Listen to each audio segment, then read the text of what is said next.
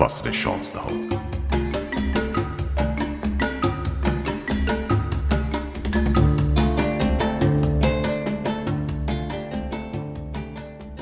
یک صبح ابری که مه به قدری غلیظ بود که به سختی 5 فوت جلویم را می دیدم، ماما گنبه به من گفت که امروز اولین کرگدن عمرم را خواهم دید و به او گفتم فکر نمی کنم امروز بتونم چیزی ببینم. مه انقدر غلیظه که با اینکه فقط چند فوت از من دوری، من به سختی تو رو می بینم. وقتی خورشید طلوع کنه این مه از بین خواهد رفت. حالا عجله کن، ما باید تا وقتی مه هنوز اینجاست به مکان اونها بریم. ماما گنبه من را به سمت پایین تپه‌ای که آن شب روی آن اتراق کرده بودیم هدایت کرد. با انگار به سمت آخر زمان جلو می رفتیم. هر طرف را که نگاه می کردم شکل‌های عجیبی از درختان، تخت سنگ‌ها و خیلی چیزهای دیگری بود که در مه غیر قابل شناسایی شده بودند. هیچ ایده‌ای نداشتم که به کجا می رویم و مطمئن می شدم که ماما گنبه از من فاصله زیادی نگیرد. تصور این که در میان مه تنها بمانم لذت بخش نبود.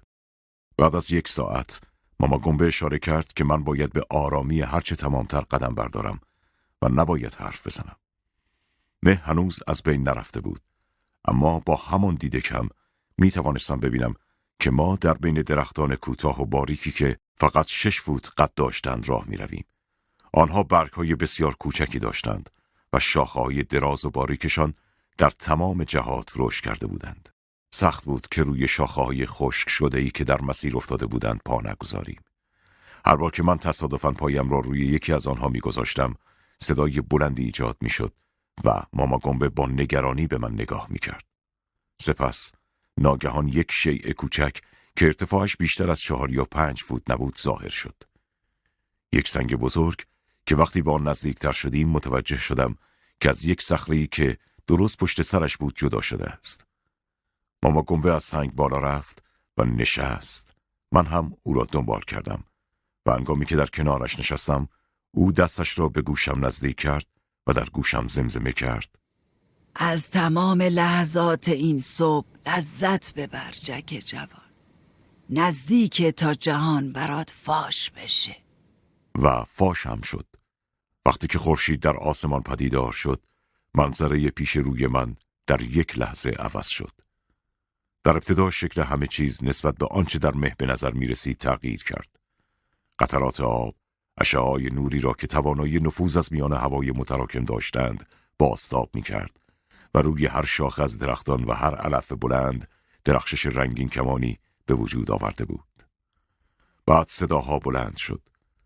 سکوت محضی که در زمان مه بامدادی وجود داشت، کم کم جایش را به صدای بال بال زدن و آواز پرندگانی میداد که از آشیانه‌شان به سمت صخره‌های بالای سر ما می‌رفتند. من می‌توانستم بشنوم که صدای وزوز حشرات و شکستن شاخه‌ها در اثر حرکت حیوانات روی درختان در اطراف ما بیشتر شده بود. آسمان هم زمانی که مه ناپدید می‌شد تغییر کرد.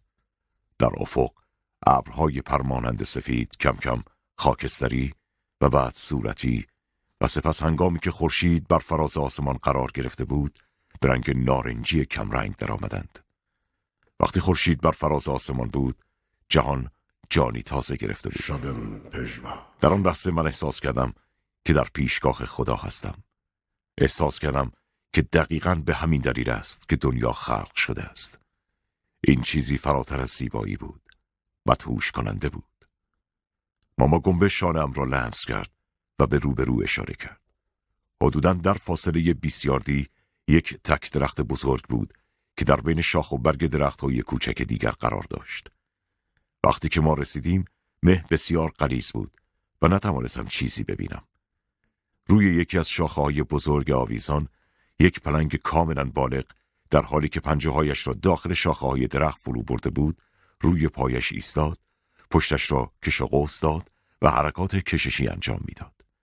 سپس مثل یک آکروباتکار که روی طناب باریک راه میرفت، روی شاخه درخت جلو رفت و با آسودگی روی آن چرخید، به سمت تنه درخت رفت و سپس با سر روی زمین زیرش فرود آمد. بدنم با دیدنش کمی منقبض شد و به ماما گنبه نگاه کردم. اما او به آرامی سرش را به جلو و عقب برد که نشان میداد جای نگرانی نیست. پلنگ به آبگیری که در پایین صخره بود آمد و من دیدم که با زبانش تالاب تمیز را لیس میزند. سپس دوباره حرکات کششی انجام داد. پشتش را بالا آورده بود و سرش را به طرف جلو دلا کرده بود. سپس رفت و در بین علفها ناپدید شد. من برای چند لحظه او را تماشا می کردم تا اینکه ماما گنبه دوباره دستش را روی شانه هم گذاشت. برگشتم و نگاه او را دنبال کردم. 4 کرگدن کاملا بالغ در فاصله حدود 50 فوتی از ما چرا می کردند. ماما گنبه خیلی آرام دستش را نزدیک گوشم گرفت و زمزمه کرد. اگر باید حرکت کنی، حرکات آرام و آهسته انجام بده. کرگدن‌ها بینایی ضعیفی دارن، اما اگه از حرکات و صداها غافلگیر یا عصبانی بشن حمله میکنن. هر کدام از آنها قدی حدود 6 فوت و طولی بیشتر از 12 فوت داشت. شاخهایشان مثل چوب‌های خمیده به اندازه 4 فوت از پوزه هایشان بیرون زده بود. من با خودم فکر کردم این مخلوقات چقدر ظاهر متحیر کننده ای دارند. پوست خاکستریشان مثل لایه های ضخیمی از یک زره انعطاف پذیر بود و حضورشان یک موضوع فهم ناپذیر را در ذهن ایجاد می کرد. تماشای این حیوانات بزرگ و تنومند که در حال چرای برگ ها و علف ها بودند مثل یک تناقض عجیب به نظر می رسید. اگر حیوانی وجود داشت که برای ترساندن شکارچی ها طراحی شده باشد، همین ها بودند. با تمام صبح کرگدن ها را تماشا می کردیم. وقتی که مه به طور کامل از بین رفت، من توانستم ببینم که ما در سطح یک تخت سنگ که در پایین یک صخره منحنی قرار داشت نشسته بودیم. تالابی که در کنار ما بود، از آب بارانی که از صخره بالا سرازیر میشد تشکیل شده بود. این بهترین مکانی بود که میشد در آن به تماشای حیوانات پرداخت. آن روز به غیر از کرگدن و پلنگ، ما حیوانات دیگری مثل گوزن، گاو کوهی، کدو و آهوی کوهی تامسون کوچک هم دیدیم.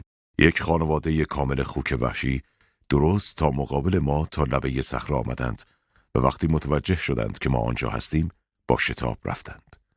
و هنگامی که داشتیم آنجا را ترک می کردیم، یک فیل مادر از بین درختان روبروی ما به همراه فرزند کوچکش که پشت سرش راه می رفت رد شد. تجربه بی‌نقص بود. من آرزوی دیدن این حیوانات را برای طولانی مدت در سر داشتم و تصورش کرده بودم. چیزی که نتوانسته بودم تصور کنم انرژی و تأثیر فیزیکی بود که ضمیمه این تجربه می شد. از جمله احساس نسیم ملایم صبحگاهی روی شانه هایم، گرمای خورشید روی صورتم و لرزش زمین هرگاه که کرگدن‌ها سراسیمه می شدند و پای بر زمین می کوفتند. اینکه تصورش کنی یک چیز است و اینکه تجربهش کنی 1000 چیز دیگر. من داشتم 5 بزرگ زندگیم را برآورده می کردم.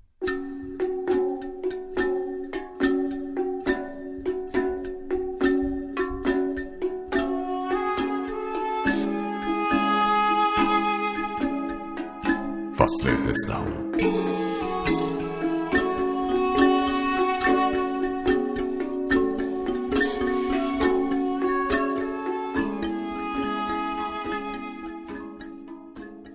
چند روز بعد از تماشای کرگدن‌ها، ماما گنبه گفت: تو امروز صبح خیلی ساکتی جک جوان. مشغول فکر کردن هستم.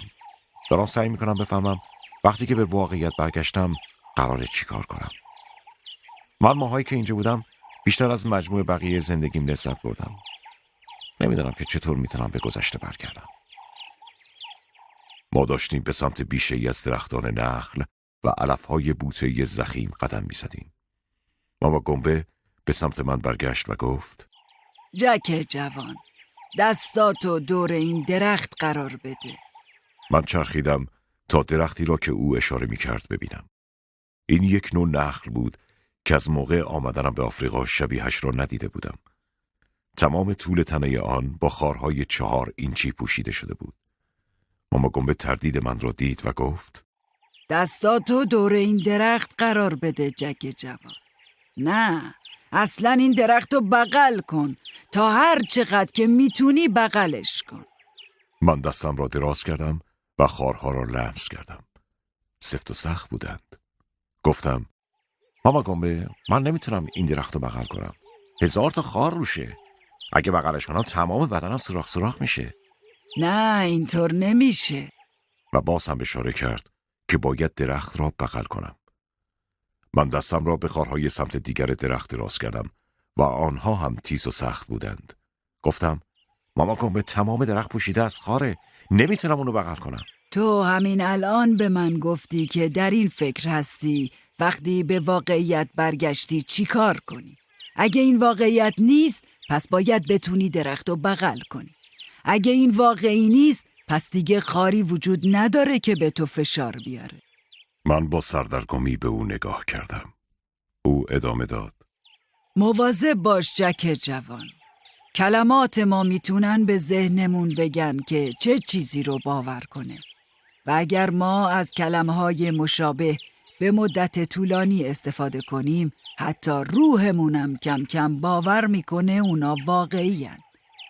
آیا این درخت‌ها واقعی نیستن؟ آیا کرگدن‌ها و پلنگی که چند روز پیش دیدیم واقعی نبودن؟ آیا من واقعی نیستم؟ وقتی میگی چیز دیگه‌ای واقعیه و این نیست، داری به روحت میگی که نمیتونی اینو داشته باشی و لیاقتشو نداری.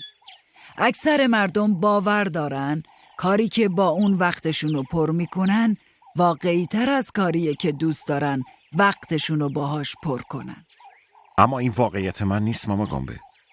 میخوای بازم درخواست کنم که درختو بغل کنی؟ نه.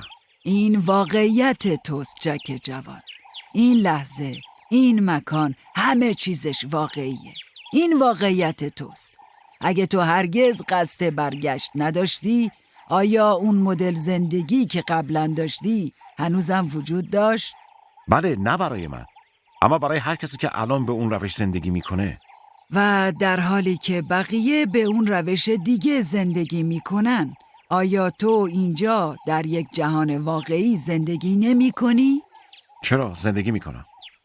ماما گنبه خندید. پرسیدم چی شد؟ در همین زمان که تو شکایت میکنی که این چون واقعی نیست نمیتونه واقعیت تو باشه، احتمالاً یه پیرزن جایی شبیه اونجا که قبلا زندگی میکردی دقیقاً همین جر و بحث ها رو با یک مرد آفریقایی جوان داره.